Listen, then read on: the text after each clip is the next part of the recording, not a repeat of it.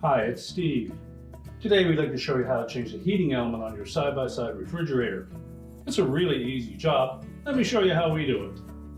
Now to do this repair, the first thing we'll need to do is to disconnect power to the refrigerator. So either pull it far enough forward that you can unplug it, or locate the electrical panel, turn off the appropriate breaker, or remove the appropriate fuse. And once we've done that, we'll next need to remove all the items that are in the freezer as well as the shelving. So first we'll remove the ice bin and set that aside. You'll also want to remove all of the wire shelves. You simply lift up on the right hand side, pull them away from the left side.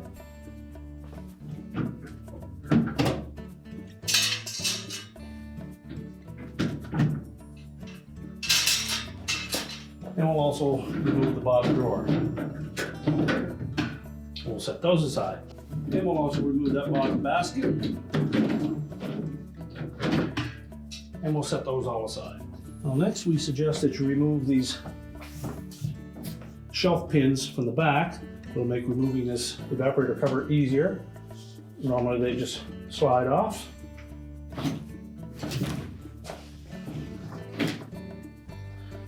And we're also going to remove the two rails for that bottom basket.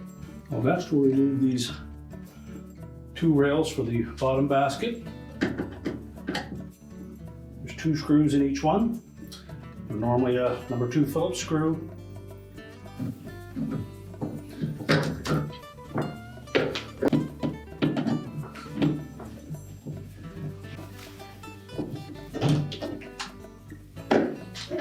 Next we'll remove the shield for the light bulb. Simply squeeze both sides of it. That'll release the tabs, then we'll set that aside. We also suggest that you should remove the light bulb so that we don't damage it. And next we'll remove these 6 screws on the lower portion of that evaporator cover.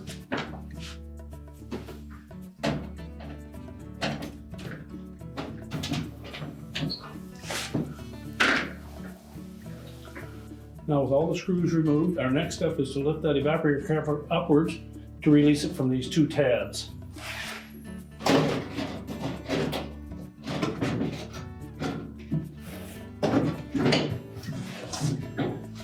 And then we'll pull it down to release the top edge from behind the shield.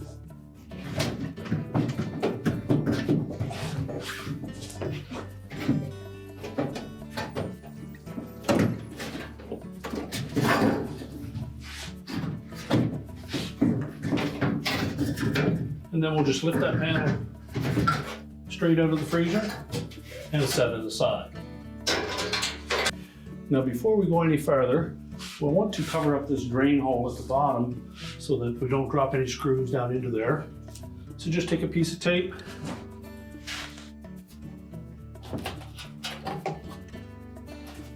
and cover that hole. We'll put a little extra there just to remind ourselves to remove that when we reassemble it. Now our next step will be to remove these 2 screws up at the top that secure that fan housing to the back wall.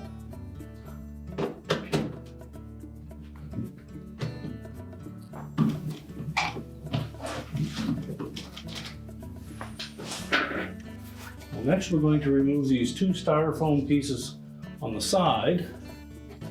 We'll use caution with those so that we don't damage them. We need to pull them up and away from that housing. You can pull the housing just slightly forward.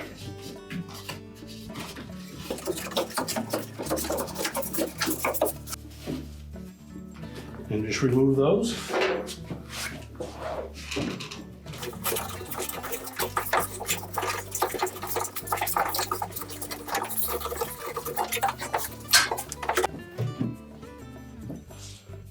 Next, we're going to disconnect this green ground wire, this locator right below that harness connector. It is attached to the metal shield that surrounds the back of that evaporator.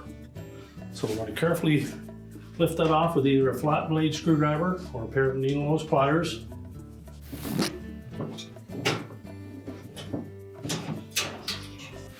Next, we can disconnect the harness connectors to the old heater.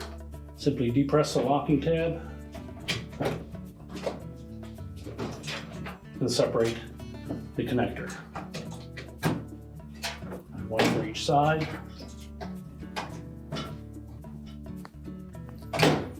Now next we'll need to lift that fan housing off of the metal shroud.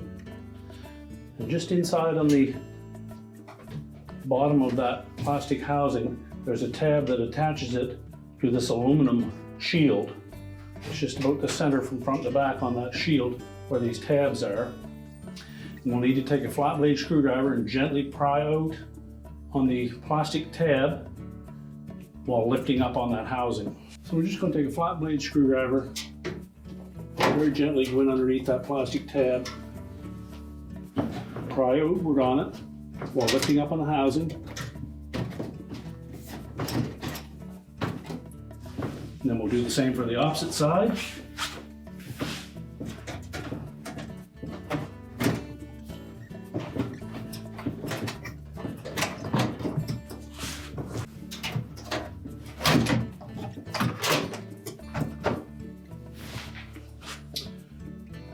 And now we'll just set that housing up out of the way.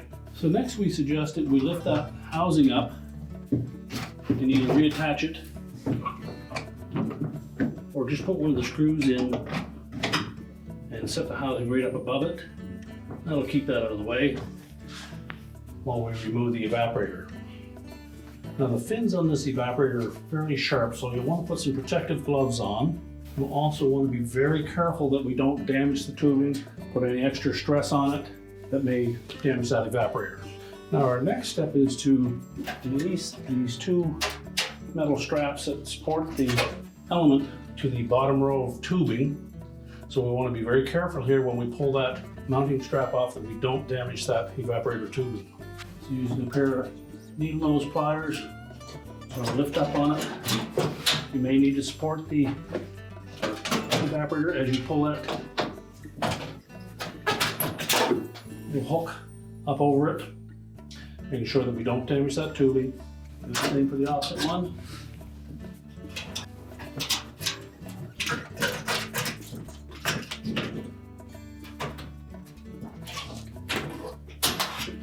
And then just let those hang loose there. Now next we're going to pull that whole evaporator forward so that we can remove that shield from around it. So now we're going to pull that pan, the evaporator, and the heater all forward. And then we'll slide that pan away from the evaporator. So support the evaporator.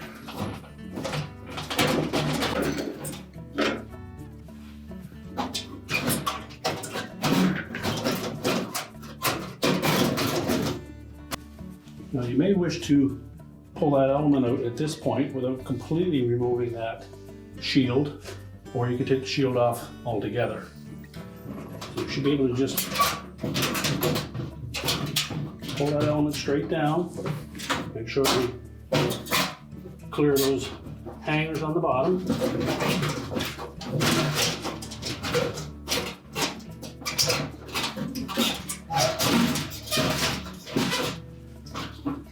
And take note where that element threads up through the evaporator so that we'll know where to put the new one.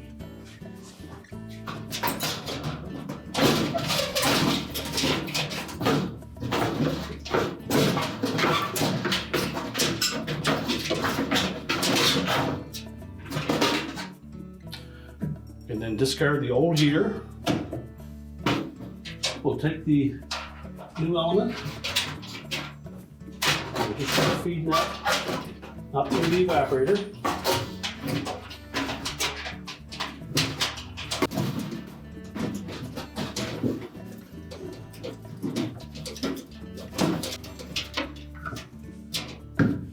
Do the same on the opposite side.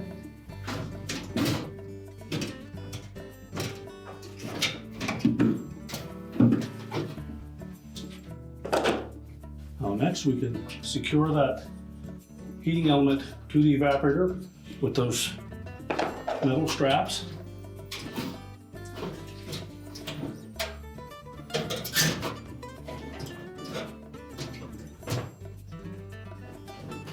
Again, use caution when sliding the hook end of that wire strap over top of the evaporator.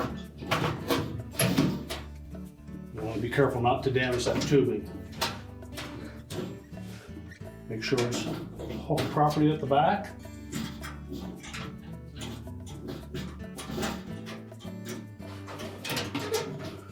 Let the element sits down in a little crook in the middle.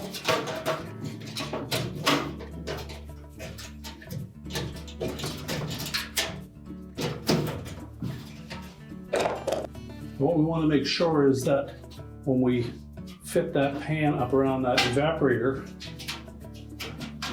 the real passive tubing sits in these little clips at the back.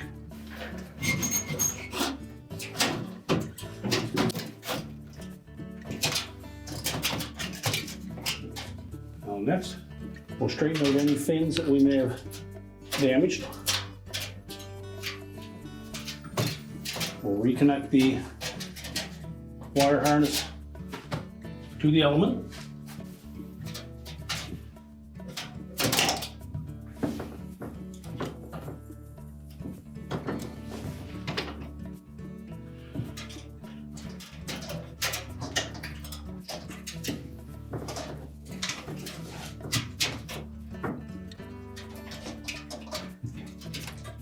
Make sure the locking tabs engage on those connectors.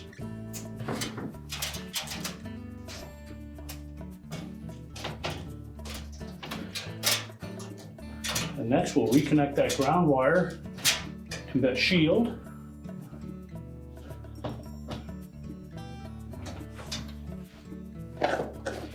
So using a pair of needle nose pliers, just grasp the end of that ground connector.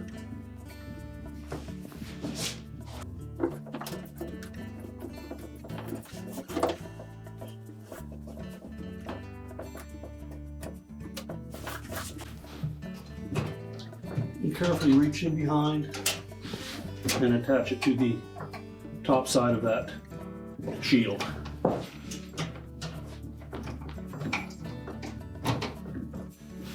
And just make sure that's pressed firmly down onto that spot on the back of the shield.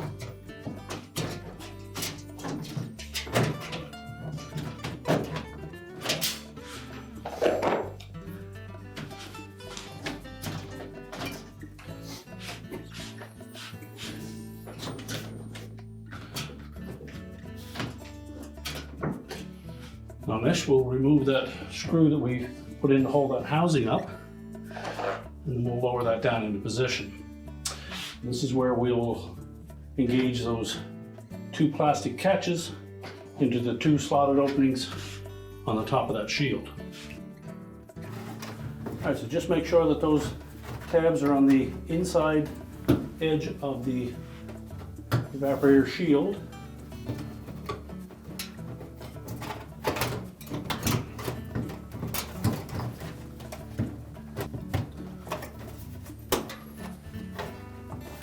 And press it down until they clip into place. Now with the fan housing attached to that shield, we're next going to put those little styrofoam pieces back in. We'll start with the one on the right hand side. That's the one that has the large hole in it. That'll be facing up.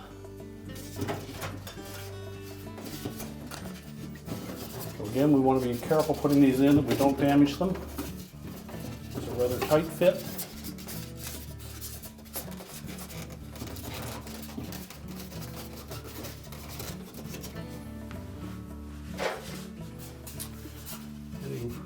Radius portion goes right into the corner.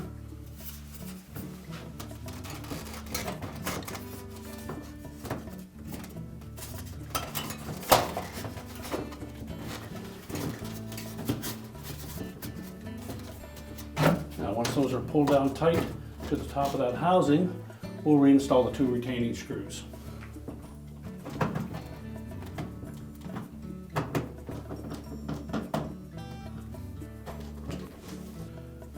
Next, we'll remove that tape from the bottom of the drain pan. And then we'll put the evaporator cover back on.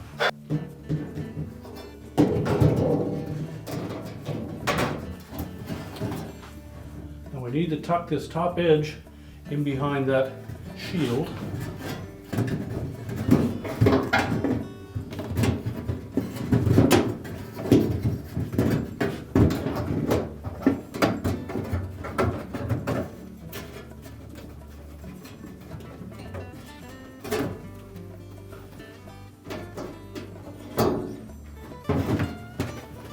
Probably have to flex that outwards at the bottom first, so we can tuck that up in there. And then we want to make sure that we engage those two tabs through these holes.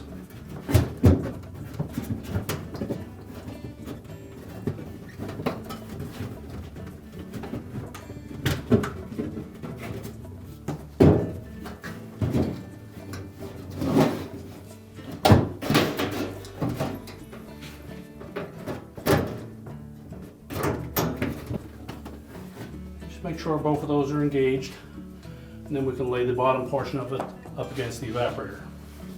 You may need to flex it a bit to get it past the studs for those shelf holders.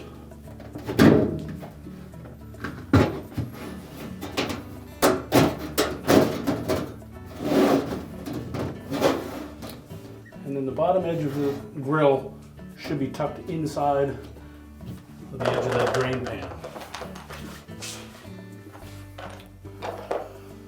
We can then go ahead and put those 6 screws in.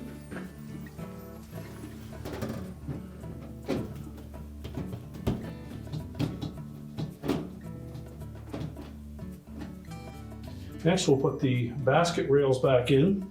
The open section is at the front, and you'll see the stop will be on the very top of it. So you can separate left from right. Now, most of these will have 2 screw holes at the back. So just remember which of those 2 holes is the one that your model uses. And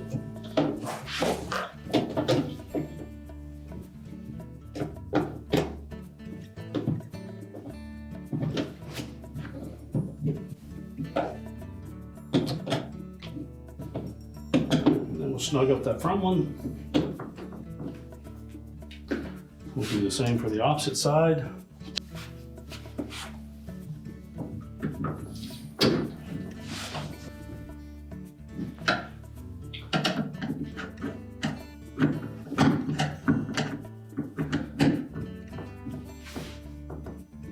And tighten both of those securely. Now next we'll put the shelf hangers back in.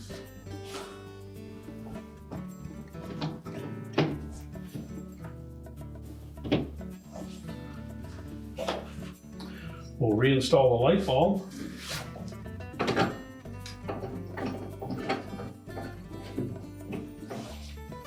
And the cover. There are slotted openings on the underside of that auger motor housing that these tabs will snap into. So just line those up.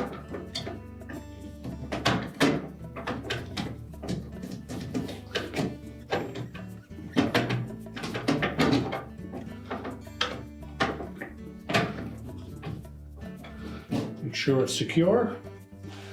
Then next we'll put our shelves and basket back in. Just tilt that basket up on the front, then slide it into place. Insert the shelf on the left side first, let it drop down onto the pegs on the right. You'll note that the top shelf is a little bit shorter. Now we're ready to put the ice bucket back in.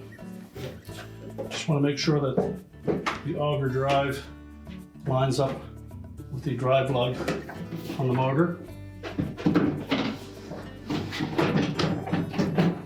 Make sure the shelf locks into place.